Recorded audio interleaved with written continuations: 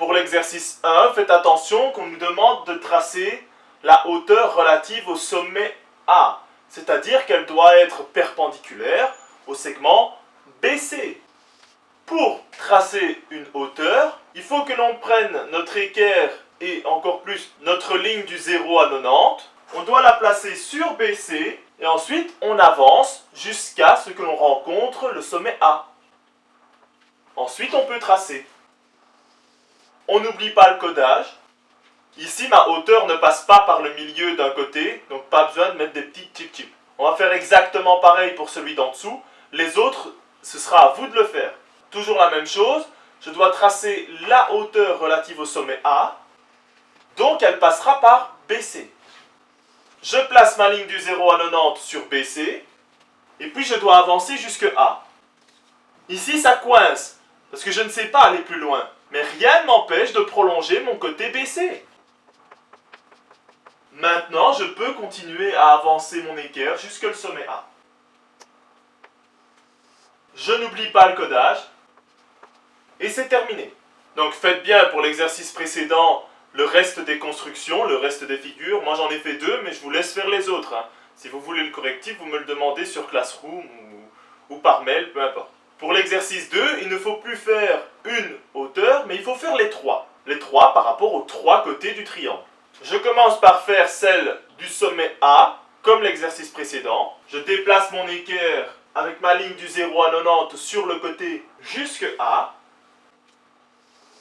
Cette fois-ci, on va nommer les intersections parce que c'est ce qu'il faudra faire au contrôle. On peut mettre n'importe quelle lettre de l'alphabet tant qu'elle est en majuscule, c'est correct. On n'oublie pas le codage. Ensuite, on fait pareil pour les 2 autres côtés. Je place ma ligne du 0 à 90 sur AB et je dois aller rencontrer C. Je n'oublie pas le codage et je nomme l'intersection. Ensuite, on peut déjà remarquer que les 2 hauteurs sur 3 se rencontrent à un endroit. Elles se rencontrent au point O. Donc à votre avis, la 3e hauteur va passer par quel point? Par O. Il me manque la hauteur par rapport à AC. Je place ma ligne du 0 à 90 sur AC et je vais rencontrer le point B. Et normalement, vos 3 hauteurs se rejoignent en un point que l'on appelle l'orthocentre. Et à chaque fois, pour chaque triangle, si vous tracez les 3 hauteurs, elles se rejoignent en un point qui s'appellera toujours l'orthocentre. Il se peut que 2 hauteurs se croisent en un point parfaitement, ça c'est logique, et que la 3e passe légèrement à côté. C'est normal. C'est parce qu'avec votre équerre et mon équerre, par exemple, il y a peut-être 1 mm qui va changer, et ces petits 1 mm, eh bien, ça va se voir sur votre dessin parce que la hauteur ne rejoindra pas les 2 précédentes. Vous pouvez faire le 2e triangle et tracer les 3 hauteurs également, tout en nommant les intersections comme moi je l'ai fait et en mettant le codage. Maintenant que nous avons vu les hauteurs dans un triangle, on va pouvoir voir les médianes dans un triangle. Alors attention, si vous jetez un œil à votre théorie, les médianes sont tout à fait différentes que les médiatrices. Les médiatrices, on peut les tracer sur un segment et sur un côté d'un triangle. Les médianes ne se tracent que dans les triangles, les quadrilatères et les polygones en général. Pour tracer une médiane, c'est très simple. Il faut prendre son équerre, elle a presque les mêmes particularités que les médiatrices, sauf qu'elles ne sont pas perpendiculaires. Mais elles passent par le milieu également. Donc on mesure le côté, on prend le milieu, et ensuite on relie le milieu au sommet opposé. Je n'oublie pas le codage parce que cette fois-ci, la médiane coupe mon côté en 2 segments de même longueur, mais attention, elle n'est pas perpendiculaire. Je nomme également l'intersection. Et on va faire pareil pour le triangle suivant. Ce que je ne fais pas, c'est vous qui devez le faire. Faites attention que par rapport à l'énoncé, dans l'exercice 1, on nous demande la médiane relative au sommet A. Donc on ne doit tracer que celle-là. Même chose pour le triangle qui se trouve en bas à gauche. Je mesure le côté BC, je prends le milieu et je rejoins le sommet opposé. Et c'est terminé. Pour l'exercice 2, il faut faire exactement la même chose, sauf que cette fois-ci, il faut tracer les 3 médianes. Je mesure un des côtés, je prends le milieu et je rejoins au sommet opposé. Je nomme l'intersection et je n'oublie pas le codage. Ensuite, je fais pareil pour les deux autres côtés. Ici, je change de codage. Je ne mets qu'une petite barre au lieu de deux parce que ce côté-ci n'a pas la même longueur que ce côté-ci. Je remarque maintenant que, comme pour les hauteurs, il y a deux de mes médianes qui se rejoignent en un point. Ça, c'est logique. Donc, moi, la question que je me pose, c'est, à votre avis, la troisième médiane passera par quel point? Par le point G. Encore une fois, ici, j'ai mis trois petites barres parce que les côtés n'ont pas la même longueur entre eux. Ça, c'est pour votre information parce que vous le reverrez en deuxième année. Le point d'intersection des médianes, c'est ce qu'on appelle le centre de gravité. Tout à l'heure, nous avons vu les hauteurs. Le point d'intersection des hauteurs s'appelle l'orthocentre. Mais vous verrez ça plus en profondeur en deuxième année. Ensuite, c'est terminé. Je vous laisse faire le suivant et vous me montrez sur Classroom ou via mail ce que vous avez fait. Maintenant, on va revoir les médiatrices, mais cette fois-ci dans un triangle. Donc vous pouvez aller à la page 214 de votre livre et faire les exercices avec moi. Je fais le premier avec vous, et vu qu'on a déjà fait les médiatrices, les autres je vous laisserai faire seuls, parce que c'est exactement la même chose.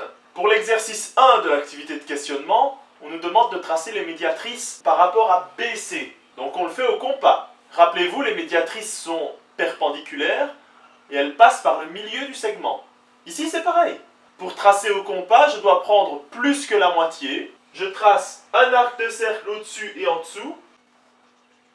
Je garde la même ouverture et je vais dans l'autre extrémité. Là, j'ai deux intersections, donc je peux tracer ma médiatrice. On n'oublie pas le codage et on n'oublie pas de nommer l'intersection. Et c'est terminé. Faites-le pour les autres triangles aussi, et vous me montrerez ce que vous avez fait via Classroom ou mail. Pour l'exercice 2, c'est exactement la même chose, sauf que cette fois-ci, on nous demande de tracer les trois médianes. Sauf que cette fois-ci, on nous demande de tracer les trois médiatrices. Voici la première médiatrice.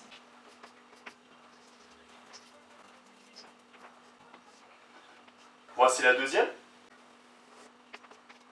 Et on remarque déjà une chose, c'est que les deux premières médiatrices que je viens de tracer, elles se croisent en un point, c'est certain, c'est logique. Donc la troisième, elle va aussi passer par ce point. Qu'est-ce qu'il me suffit de faire alors? Je n'ai qu'à mesurer le côté qu'il me reste, je prends la moitié et je le fais passer par le point ici. On obtient un point D, et cette fois-ci, comme les hauteurs nous ont donné l'orthocentre et comme les médianes nous ont donné le centre de gravité, ici les médiatrices vont nous donner le centre du cercle circonscrit au triangle, c'est-à-dire le cercle qui passe par les trois sommets du triangle.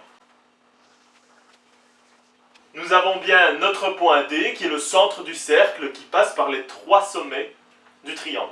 Je vous laisse faire exactement la même chose pour le deuxième triangle. Alors attention, vous n'êtes pas obligé de tracer le cercle à la fin, d'accord? C'est juste pour vous introduire un petit peu, pour vous parler un petit peu de ce que vous verrez en deuxième.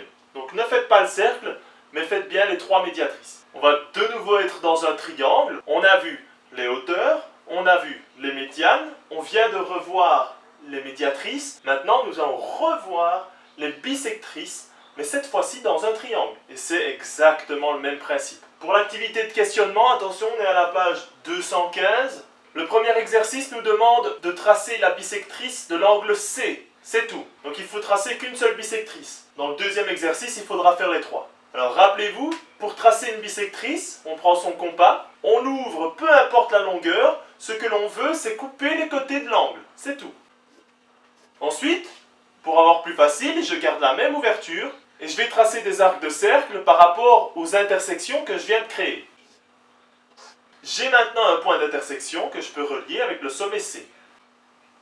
On n'oublie pas de nommer l'intersection et le codage. Et c'est terminé. Je vous laisse bien sûr faire les autres, vous me montrerez sur Classroom ou par mail ce que vous avez fait. C'est exactement la même chose que si on n'avait qu'un angle. Ici pour l'exercice 2, je vais devoir faire les trois bisectrices, vu qu'il y a trois angles. Je vais commencer par l'angle A. J'ai ma première bisectrice. je n'oublie pas le codage et je n'oublie pas de nommer l'intersection. Ensuite, je fais pareil pour les deux autres angles. J'ai ma deuxième bisectrice. Je n'oublie pas le codage et je n'oublie pas de nommer l'intersection. Encore une fois, ici j'ai mis deux petites barres et ici qu'une petite barre parce que l'amplitude de cet angle-ci en jaune n'est pas la même que l'amplitude de l'angle en bleu. D'accord? C'est pour différencier les deux. Ensuite, je remarque une chose, c'est que, encore une fois, deux de mes bisectrices se croisent en un point, ce qui est encore logique. Et la troisième, à votre avis, est-ce qu'elle va passer par ce point? Oui, je n'ai même pas besoin de mesurer ni de rien faire avec le compas, parce que j'ai un point, et puis j'ai le sommet. Donc je peux tracer ma bisectrice. Je n'oublie pas le codage et de nommer l'intersection. Ici, j'ai encore une fois le point d'intersection des trois bisectrices qui nous donne, lui, le centre du cercle inscrit au triangle. Je ne vais pas le tracer parce que sinon mon dessin ne va plus ressembler à rien. Mais sur le dessin suivant ou dans le correctif que vous me demanderez, vous verrez qu'il sera fait. Et c'est totalement l'inverse de la médiatrice. La médiatrice, le cercle passait par les trois sommets à l'extérieur. Ici, mon cercle, il va toucher les côtés à l'intérieur. Donc c'est le centre du cercle inscrit, et pour les médiatrices, c'était le centre du cercle circonscrit. N'oubliez pas de faire les autres exercices et de me montrer via Classroom ou par mail. Maintenant, on va un peu voir les droites particulières des quadrilatères, et on va surtout s'intéresser, comme on le voit dans le tableau, aux diagonales. Alors rappelez-vous, j'ai fait un petit croquis au-dessus de mon tableau. Les diagonales d'un quadrilatère, je vais prendre un des plus simples, le rectangle. Les diagonales d'un rectangle ou d'un quadrilatère, c'est une droite, ce sont des droites qui passent par deux sommets opposés. Donc moi, ce que je vous conseille de faire pour l'exercice, c'est de tracer toutes les diagonales de toutes les figures dans un premier temps, et ensuite, on complète le tableau. Vous voyez que j'ai essayé d'épurer un peu les écritures ici, parce que j'aurais jamais eu la place d'écrire tout et de refaire tout le tableau. Mais c'est exactement comme sur votre feuille. Si vous regardez la consigne, il faut indiquer le nom des quadrilatères à côté des numéros, et ensuite il faut remplir les cases en mettant oui ou non. Le premier quadrilatère qui se trouve sur votre dessin, c'est un carré. Est-ce que, dans le carré, les diagonales ont la même longueur? Pour le savoir, il suffit de les mesurer. Est-ce qu'elles se coupent en leur milieu? Pour le savoir, il faut le mesurer également. Et est-ce qu'elles sont perpendiculaires? Pour le savoir, il faut que chaque angle qui se trouve à l'intersection forme un angle droit, c'est-à-dire 90 degrés. Ici, oui. La deuxième figure que l'on rencontre dans l'exercice, c'est un rectangle. Est-ce que les diagonales ont la même longueur? Oui. Est-ce qu'elles se coupent en leur milieu? Oui aussi. Par contre, est-ce qu'elles sont perpendiculaires?